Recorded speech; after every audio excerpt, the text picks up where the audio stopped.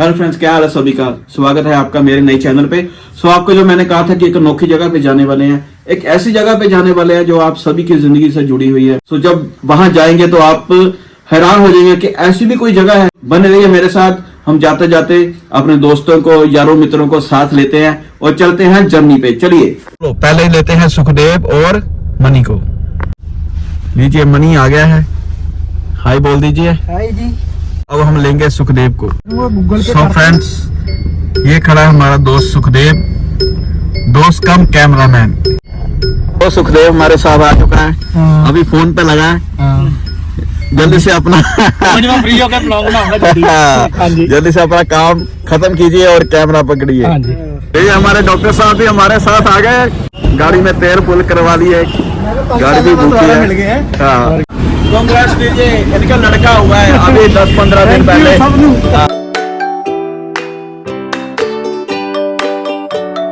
दोस्तों, मामा जी को साथ में ले लिया है। मामा जी हाय बोल दिए। वो पीछे रविंदर, हाय। हेलो हाय भाई। हेलो। चलो चलते हैं अब नए सफर पे।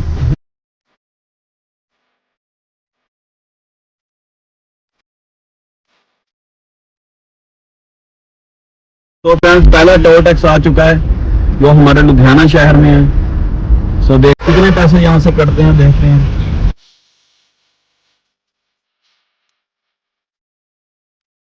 दूसरे टोल प्लाजा पे पहुंच चुके हैं, शायद दसूहा शहर आने वाला है। तो दोस्तों, फाइनली हम पठानकोट पहुंच चुके हैं। थोड़ी सी पहाड़ी 2-4 किलोमीटर ऊपर आए हैं तो हमें ये ढाबा दिखा है। तो ढाबे पे रुकेंगे, अब चाय पानी पियेंगे, उसके बाद चाय पानी पी के आगे चलते हैं। दोस्तों, चंबा के रास्ते में हम आ पहुंचे हैं और एक ढाबा मिला है। काफी देर से ढाबा ढूंढ रहे हैं, तो चाय पी रहे हैं, गर्म गर्म चाय, आजो पी लो। और साथ में धुनी सेक रहे हैं। ठंड बहुत ज्यादा बढ़ गई है, टेम्परेचर 9 डिग्री हो गया है। जो घर से चले थे तो 22 डिग्री था। देखिए मौसम, देखिए अभी भी हवा चल रही है, पत्ते हिल रहे हैं, हम कांप रहे हैं और कांपते कांपते यहाँ धुनी सेक रहे हैं।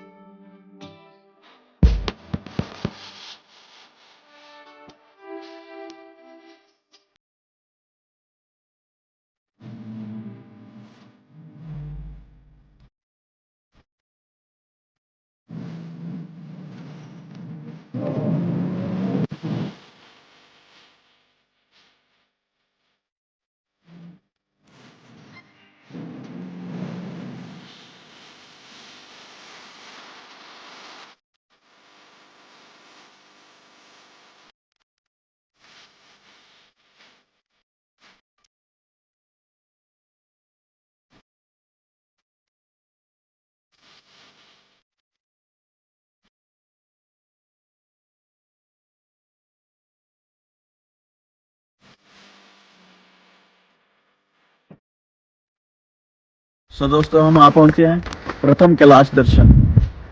यहाँ से मणि महेश की यात्रा शुरू होती है भरमौर से आगे। तो यहाँ से प्रथम कैलाश दर्शन होते हैं। और लेकिन कैमरे से शायद आप नहीं देख पा रहे होंगे, लेकिन वो ऊपर चोटी है, वो दिख रहा है कैलाश पर्वत, जो मणि महेश का पर्वत है। यहाँ भगवान शंकर अपने भक्तों को दर्शन देते हैं। तो रास्ते में बहुत आनंद आ रहा है, बहुत वेदर भी इतना अच्छा हो चुका है। बाकी चलो चलते हैं, देखते हैं अंदर आगे जाके। फाइनली दोस्तों, हम पहुंच चुके हैं। यहाँ के लिए जर्नी हमने स्टार्ट की थी भरमौर 84 मंदिर। आइए आपको दिखाते हैं अंदर किन किन का मंदिर है, क्या इतिहास है यहाँ का।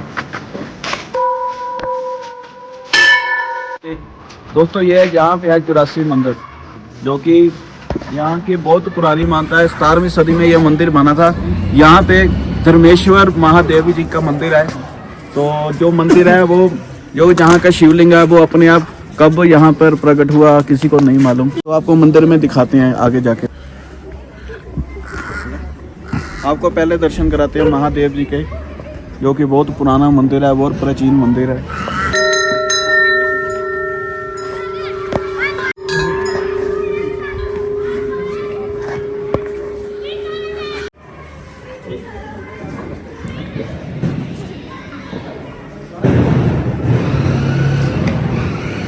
तो दोस्तों मंदिर में खड़े हैं, यहाँ भैया खड़े हैं। भैया थोड़ा सा मंदिर के बारे में बताइए आप। हर हर महादेव, ये आपका हर हर महादेव का मंदिर है, वो जिसको भोले शंकर का मंदिर कहा जाता है। और आपका एक यहाँ नीचे धर्मराज का मंदिर है, जो आप सामने देख सकते हो। वो जो है रेड कलर का दिख रहा है आपको, सामने दिखाई दे रहा है। बोलते जो भी बंदा मरता है वो यहीं आता है। चित्रगुप्त का वो बनी है, कचहरी बनी है वहाँ, मतलब जो मरता है उसके पाँव के निशान है। जो भी मरता है दुनिया में वो इसी मंदिर पर आता है। और यहाँ पर एक नदी है, जो बंदा मरता है उस जो बोलते हैं ना मरने के बाद जिस नदी में बंदा तैरता है, वो नदी भी यहीं पर, वो बेतरनी नदी। हाँ वो यहाँ पर ये है। सो दोस्तों मैं आपको थोड़ा बताना चाहता हूँ इस जगह के बारे में। यह भरमौर जिला है। तो यहाँ भगवान धर्मेश्वर जी का मंदिर है। तो बोला जाता है कि जब कोई भी इंसान अपना शरीर छोड़ता है, जब उसकी आत्मा जो हम जमदूत बोलते हैं, जिनको भी फरिश्ते बोलते हैं, जो सबसे पहले यहीं पर लेके आते हैं। इंसान की आत्मा को यहीं पे पहले सबसे पहले लाया जाता है। तो यहाँ आपने सुना होगा कई फिल्मों में भी चित्रगुप्त, जो चित्रगुप्त हैं उनका यहाँ छोटा सा कक्ष बना है। वहाँ जो भी आत्मा आती है उनको वहाँ पे रखा जाता है। तो उनसे सारे सवाल जवाब, जो उनकी पोथी होती है वहाँ रखी होती है। जो पोथी में सब लिखा हुआ किसके पाप पुण्य कैसे है, तो सभी उस पोथी में लिखा होता है। तो आत्मा पास खड़े हो जाती है, तो उसके पाप पुण्य यहाँ उसको जब बताया जाता है। उसके बाद धर्मराज जी का मंदिर है सामने, वो लिखा हुआ है। और धर्मराज जी के मंदिर में जाके फिर धर्मराज जी, जिनको हम यमराज जी भी कहते हैं, वो उनको फिर सजा बताते हैं कि इस आत्मा की ये पाप की है, इसको ये सजा। तो ये एकलौता मंदिर है यमराज जी का, धर्मराज जी का, जो कि भगवान शंकर भी यहाँ पे स्थित है। तो उनके नाम से ही ये मंदिर है धर्मेश्वर महादेव। तो दोस्तों यहाँ से पुजारी जी ने बताया कि जो यहाँ पर एक माता रहती थी, भरमाणी माता जी, उनका ये स्थान था। तो एक दिन क्या हुआ, भगवान शंकर अपने साथ 9 नाथ और 84 सिद्धों को लेकर यहाँ इस धरती पर आए। तो जो माता ने बोला कि हाँ जी आप यहाँ क्या कर रहे हो। तो बोले कि हमें थोड़े टाइम का यहाँ पर विश्राम करना है, तो हमें कुछ देर के लिए यहाँ पे अकेला छोड़ दीजिए। तो वो यहाँ से 6 किलोमीटर ऊपर, माँ भरमाणी माता वहाँ 6 किलोमीटर ऊपर चले गए। तो वो जब अगले दिन आए तो उन्होंने देखा कि भगवान शंकर और उनके जो 9 नाथ है, 84 सिद्धा, सभी धुआं लगा के यहाँ बैठे हैं। तो उन्होंने बोला कि भगवान शंकर को कि ये आपने क्या किया, आप तो धुआं लगा के बैठ गए, आपने तो बोला था कि कुछ समय का यहाँ मुझे विश्राम चाहिए। तो उन्होंने फिर माता से आग्रह किया कि हमें ये वातावरण है, जो ये मौसम है, ये बहुत अच्छा लग रहा है कि हम यहीं पर धुएं रमाएंगे। तो उन्होंने माँ भरमाणी जी फिर दोबारा वही 6 किलोमीटर दूर वहाँ चले गए। आज भी वहाँ मंदिर है भरमाणी माता का 6 किलोमीटर ऊपर की चढ़ाई पर।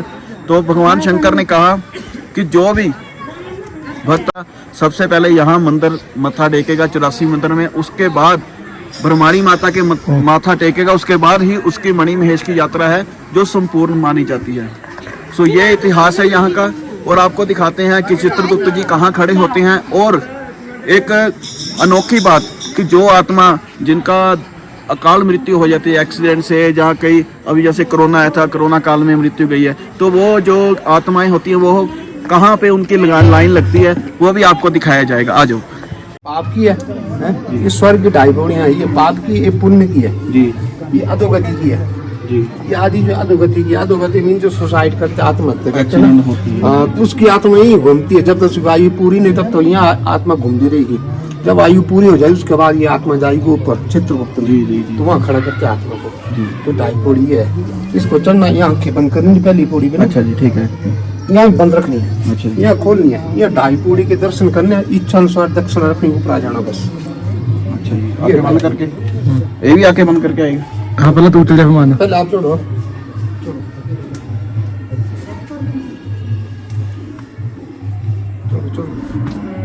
बस कुल वाक्य करो मत दर्शन करो। हाँ जी दोस्तों, आपको अब मैं एक जगह दिखाने जा रहा हूँ जो आपका दिमाग भी हिल जाएगा। आइए, ये जो जगह है, यहाँ पर आप पैर देखिए, या जूम करके दिखा दो। ये जो पैर हैं, ये वो आत्मा के पैर होते हैं। जब इंसान की मृत्यु होती है तो वो यहाँ पे खड़ा होता है।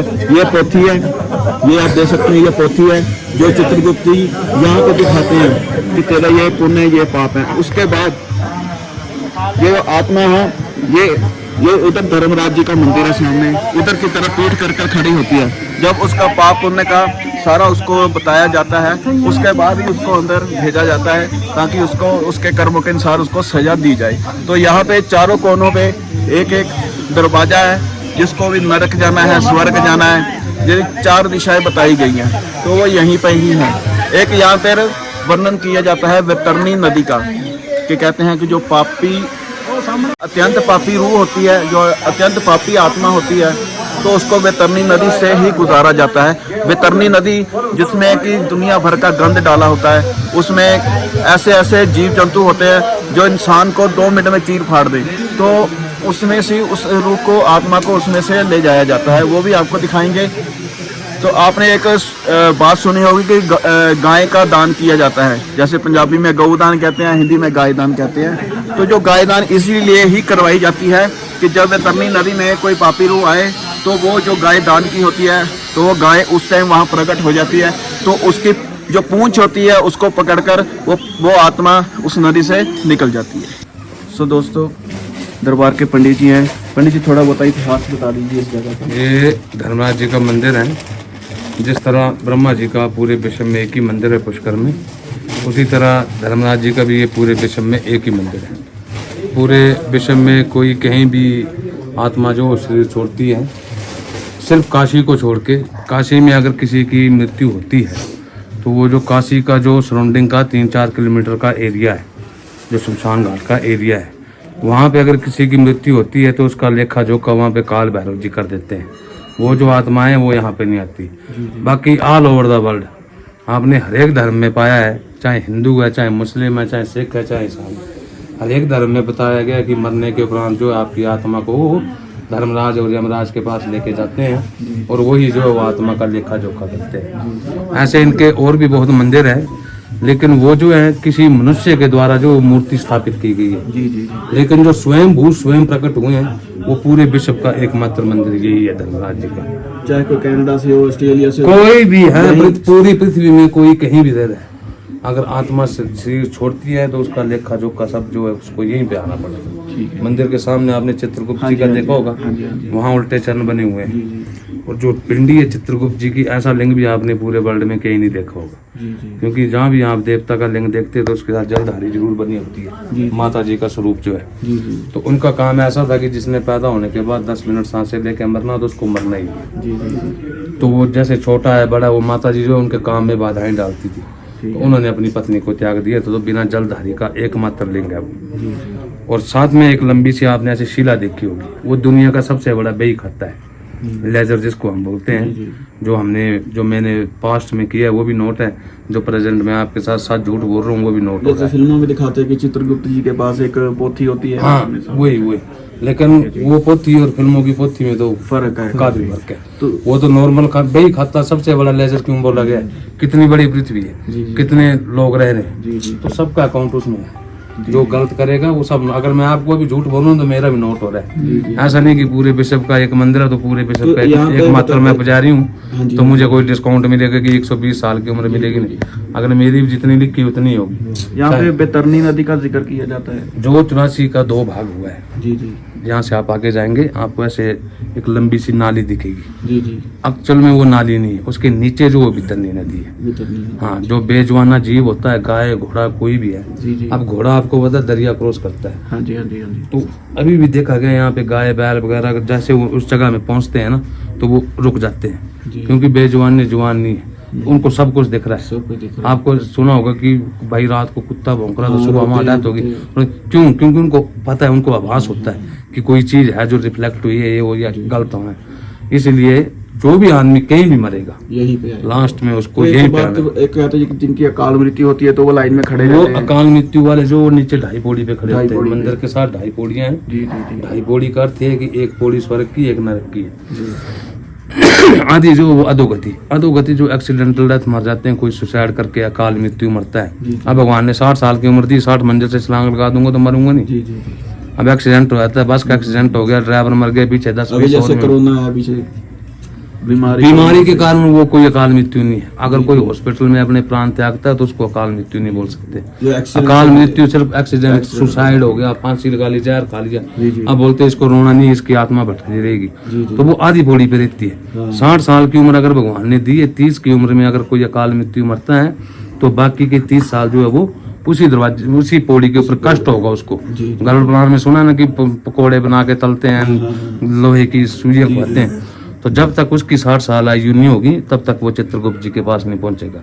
और गरुड़ पुराण के अनुसार जैसे वहाँ चित्रगुप्त जी के पास आत्मा पहुंचती है, यहाँ से धर्मराज जी की आवाज पड़ती है, बताओ इस आत्मा का कितना पाप कितना पुण्य।